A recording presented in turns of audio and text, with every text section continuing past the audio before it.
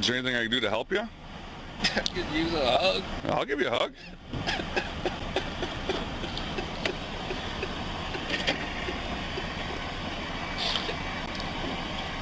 Seems like you got a lot going on, man. It's all right. It's all right, man. It seems like a lot to take on, you know?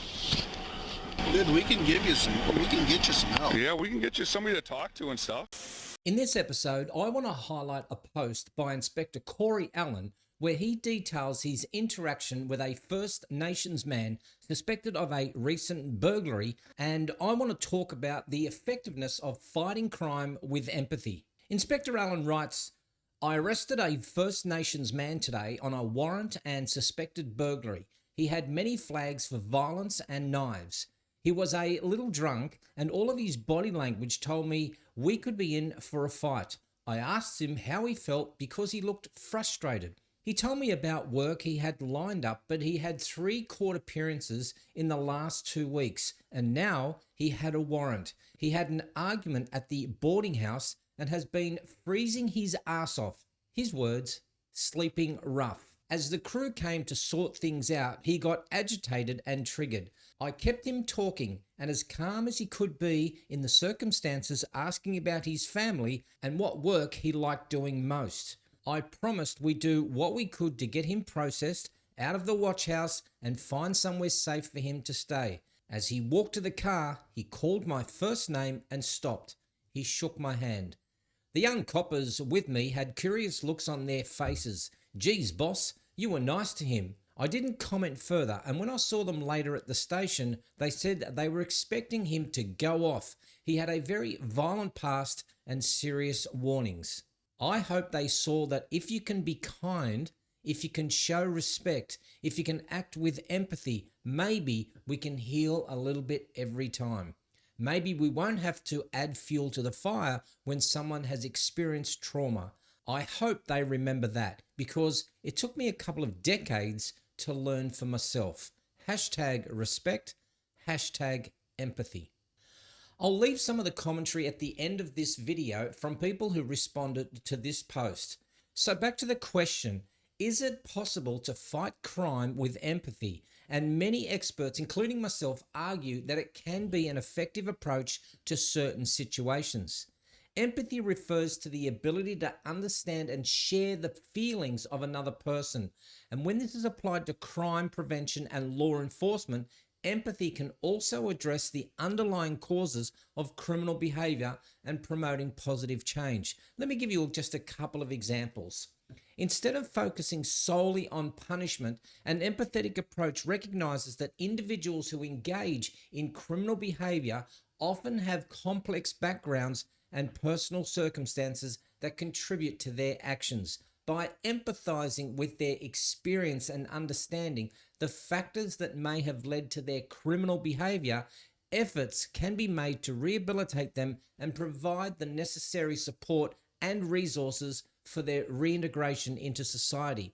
This can be valuable in building trust and positive relationships between compliance agencies and communities. By understanding the concerns and needs of community members, officers can work together with residents to address crime-related issues effectively. Empathetic policing can help reduce tensions, enhance communication, and foster a sense of mutual respect, resulting in safer communities. It plays a key role in de-escalation strategy as it helps individuals understand different perspectives and find peaceful resolutions to disputes. When we teach empathy skills and promote empathy-based approaches to conflict, it is possible to reduce the occurrence of crimes stemming from interpersonal conflicts. But let's just keep this in mind, that empathy alone may not be sufficient in all cases. There are situations where firm enforcement and compliance and other measures may still be necessary to ensure public safety. There needs to be a balanced approach that combines empathy with other strategies that can be more effective in creating lasting positive change. Now, there are countless real-life examples, such as restorative justice programs that focus on repairing the harm caused by crime through dialogue, understanding, and empathy, instead of relying solely on punishment. And many state and local departments that I have worked with have implemented such strategies that prioritize building positive relationships and empathy with community members. And of course, training compliance officers in crisis intervention techniques that prioritize empathy and understanding is going to be crucial when dealing with individuals experiencing mental health crises. Our programs, of course, aim to de-escalate situations and connect individuals with appropriate mental health resources rather than resorting to force. Now, these are just some examples that illustrate how empathy can be incorporated into various aspects of crime prevention, gaining voluntary compliance and rehabilitation, leading to a more effective and humane outcome. And you don't have to take my word for it. Here are just some comments made on Inspector Corey Allen's post. What stands out here in this story is there was no fear trigger, which gets in the way of a considered response in the moment. Feeling angry doesn't mean a person loses their humanity.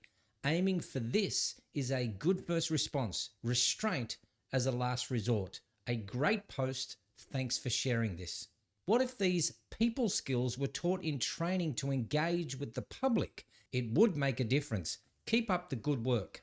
Thank you, Corey. Sometimes a little bit extra time, patience, respect, and empathy towards people in trauma can help with a situation not turning into an even worse one.